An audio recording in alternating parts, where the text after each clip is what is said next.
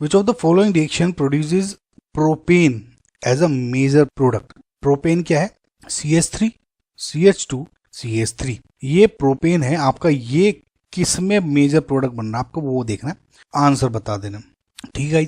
सो अगर आप पहली रिएक्शन देखें तो ये जो रिएजेंट है ये देखते आपको पता लग जाएगा कि ये सोडा लाइम डीकार्बोक्सिलेशन रिएक्शन का रिएजेंट है।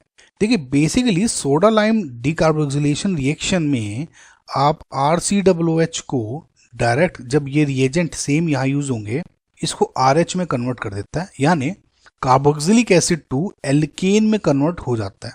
अब ये रिएक्शन होती कैसे है कि RCOOH है, NaOH के साथ रिएक्शन होता है जो कि एक बेस है जिसमें एक्टिव स्पीसी OH नेगेटिव है। अब क्या होता है, it can either act as a nucleophile और अ बेस, यानी बेस होगा तो इस H को ले सकता है। लेकिन गाइज आप एक बात ध्यान रखिए, अगर कोई आपका न्यूक्लियोफाइल है, वो अगर उसके पास दो ऑप्शन है कि या तो वो न्यूक्लियोफाइल की तरह बिहेव करे, यानी जैसे इस केस में है या इस केस में है जिसमें एक लिविंग ग्रुप जुड़ा है, फॉर एग्जांपल Cl, या फिर एक एसिड है जिसमें OH NH SH या ट्रिपल बॉन्ड CH है, इस टाइप के कंपाउंड है, तो इसमें तो ये न्यूक्लियोफिलिक की तरह बिहेव करेगा, न्यूक्लियोफाइल की तरह, या इस केस में ये बेस की तरह ही बिहेव करेगा। जब आपके पास ये बेस की तरह न्यूक्लियोफाइल की तरह बिहेव करता है तो इसमें अटैक करके ये बॉन्ड टूट जाता है, या फिर इस बॉन्ड पर अटैक करके ये लिविंग ग्रुप निकल जाता है। लेकिन इस केस में ये एसिडिक H निकाल लेता है। ये जो H है ये एसिडिक H है, बिकॉज ऑक्सीजन नाइट्रोजन सल्फर या ट्रिपल बॉन्ड CH, इनका इलेक्ट्रॉन खींचने की टेंडेंसी बहुत ज़्यादा होता है due to high electronegative character. Triple bond C का क्योंकि sp हाइब्रिडाइज्ड कार्बन है, इसलिए ज़्यादा इलेक्ट्रॉन पुलिंग कैरेक्टर होता है due to the high percentage S character. I hope आपको पता होगा, पिछली वीडियो आपने देखी होगी। सो जब भी आपके पास ऐसे दो ऑप्शन होते हैं कि जो न्यूक्लियोफाइल की तरह बिहेव कर सकता है या बेस की तरह, ये हमेशा बेस की तरह बिहेव पहले प्रीफर करता है, यानी सबसे पहले एसिड बेस रिएक्शन देना चाहेगा। ठीक है, समझे आप? तो इस केस में अब ये तो आप समझ गए कि जो ये OH नेगेटिव है it will fetch a acidic H। तो जब ये इस एसिडिक H को निकाल लेगा ये वाला, तो यहाँ पे H2O तो बना देगा, H2O निकाल लेता है आराम से, लेकिन साइड में जो हमारा काम है RCOO नेगेटिव, ये बन जाता है। अगेन वी नो, जब भी इस टाइप के कंपाउंड को जब आप हीट करते हैं, इन इफेक्ट अगर आपको ये इस रिएक्शन में, ध्यान दीजिएगा, इस रिएक्शन में अगर आपको ये भी नहीं दिया होता, समझना आपको, NaHCO, तब भी मैं यही रिएक्शन मानता। मैं ये मान के चल रहा हूँ कि जो NaOH और CO है इसमें दे दिया है, लेकिन इसका कोई ज़्यादा रोल प्ले नहीं होगा। CaO का तो है अभी बताऊंगा। देखिए अब कुल मिला के जो हीट अब यूज होगी तो क्या करते हैं, इलेक्ट्रॉन पेयर ऐसे रीअरेंज होगा और ये जो बॉन्ड है ये ब्रेक हो जाता है। बहुत ही फेमस रिएक्शन है, अगर आपने कुछ क्वेश्चंस भी करे होंगे इसकी आसानी से याद हो गया होगा। तो जब ये रिएक्शन करके ये बॉन्ड टूट जाता है तो इलेक्ट्रॉन तो इसके पास आ जाएगा R नेगेटिव आ गया, और जो ये बॉन्ड ब्रेक ये बना तो ये क्या बन जाता है, CO2। क्या हो जाता है, ये CO2 गैस की तरह रिलीज हो जाता है। नाउ अगेन जो ये R नेगेटिव बना, ये गाइज इसमें पूरी मैकेनिज्म बता रहा हूँ आपको वैसे में, ठीक है। R नेगेटिव इस जो ये पहले स्टेप में वाटर निकला ना ये वाला, इसके साथ रिएक्शन कर लेता है, एसिडिक H निकाल लेगा और RH बन जाता है। OH नेगेटिव अगेन सॉल्यूशन में आ जाता है जो कि स्टार्टिंग में OH नेगेटिव था। समझ में आपको गाइज? सो कुल मिला के जो आपका फाइनल प्रोडक्ट बना वो RH बना। तो सिमिलरली अगर आप इस केस में देखें, पहले केस में तो ये जो ये क्या है, COO नेगेटिव है, तो ये CO2 निकल जाएगी, तो आपका यहाँ पे ये नेगेटिव बन जाएगा CH3। अगेन HOH जो निकलेगा उसके साथ रिएक्शन करके ये जो इलेक्ट्रॉन है ये निकल जाएगा। समझ में आपको? तो ये क्या है आपका प्रोपेन, ये बेसिकली CH3 है, ये CH2 है, प्रोपेन। समझ में आपको गाइस?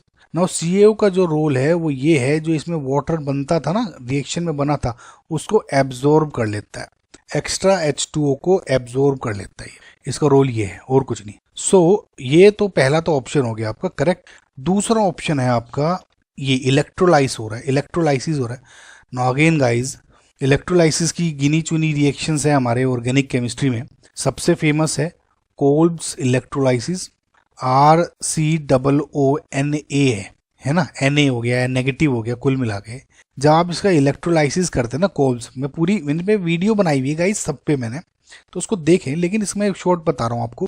देखिए इस मल्टीपल स्टेप में कन्वर्ट होता है। RCOO नेगेटिव है ना, ये सबसे पहले किस में कन्वर्ट होगा, RCOO फ्री रेडिकल, ठीक है, एक इलेक्ट्रॉन हो जाएगा, ये 2 इलेक्ट्रॉन थे नेगेटिव में, अब 1 इलेक्ट्रॉन, अब क्या होगा, CO2 निकल जाती है, तो जो फ्री रेडिकल है ये R डॉट पे आ जाता है। अब क्या होगा, ये ऐसे एक दूसरे R डॉट के साथ मिलके बॉन्ड बना देता है, यानी जो ये बॉन्ड है ये बॉन्ड मिल जाता है, यानी एल्केन तो बनाएगा गाइस, लेकिन क्या इस केस में आपका प्रोपेन बन रहा है, इस केस में आपका प्रोपेन नहीं बन रहा है। क्यों, क्योंकि इसमें बेसिकली ये क्या करता है, बॉन्ड जोड़ता है, 2 कार्बन की चेन को जोड़ रहा है।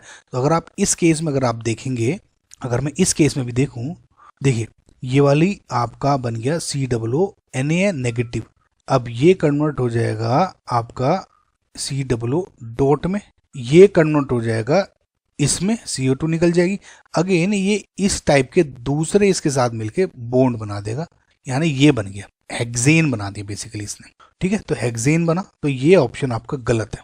सी ऑप्शन देखते हैं गाइस, जिंक और डाइल्यूट HCl के साथ रिएक्शन हो रही है। जब भी आपका कोई एल्काइल हैलाइड है, RX रिएक्शन करता है आपका Zn एंड डाइल्यूट HCl के साथ, तो आप गाइस आंख बंद करके क्या करें, इसको कन्वर्ट कर दें RH में, एल्काइल हैलाइड से आपका एल्केन कर देता है, ठीक है, और साइड में आपका HX बन जाता है।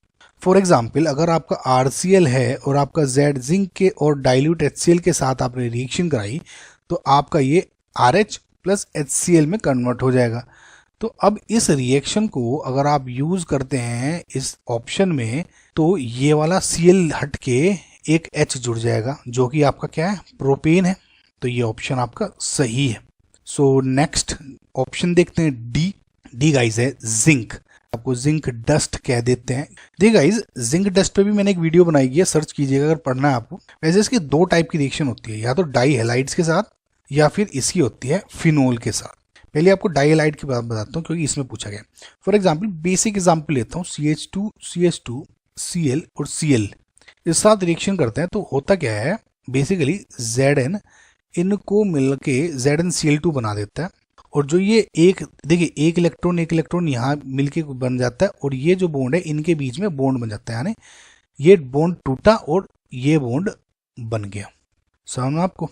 सिमिलरली जैसे अगर यहाँ पे फॉर एग्जाम्पल 4 Cl होते हैं, तो अब जिंक डस्ट के साथ यूज करूंगा तो 2 ZnCl2 बनेंगे, एक Zn यहाँ एक Zn यहाँ, तो ये जो बॉन्ड है ये क्या बन जाएगा, ट्रिपल बॉन्ड, एक तो इनकी वजह से बॉन्ड और एक इनको ब्रेक होके बॉन्ड, तो HC ट्रिपल बॉन्ड सी बन गया। समझ में आपको। सो इस केस में फिलहाल जो आपका बन रहा है वो क्या बन रहा है, CH3C Zn के ZnBr2 बना देगा, और यहाँ पे बेसिकली डबल बॉन्ड बना देगा। समझ में आया गाइस आपको। सो ये डी ऑप्शन गलत है। इसमें मैंने आपको बताया था, देखिए अगर इन केस 2 स्पेशल रिएक्शन होती है इसकी, CH2 यहाँ साथ में ना होने की बजाय अगर यहाँ 2 इन पोजीशन पे Br जोड़ दूं और जिंक डस्ट डाल दूं, तो क्या बनेगा, ZnBr2 बनेगा, तो इस केस में आपका ये रिंग बन जाएगा साइक्लोप्रोपेन। और इन केस अगर आपकी जिंक डस्ट की रिएक्शन में, क्योंकि कभी भी पूछ सकते हैं लोग, फिनोल के साथ रिएक्शन करा रही है, तो ये भी गाइस बहुत ही ज़्यादा फेमस रिएक्शन है। फिनोल को जब आपको डायरेक्ट बेंजीन में कन्वर्ट करना हो, जिंक डस्ट में डाल दें, तो ये इसको बेंजीन में कन्वर्ट कर देता है डायरेक्ट, ठीक है। तो आप इसको ध्यान रख लें, याद रख लें, जो ऐसा भी करें आप। ओके, सो फिलहाल आपका ऑप्शन हो गया A and C। Okay guys.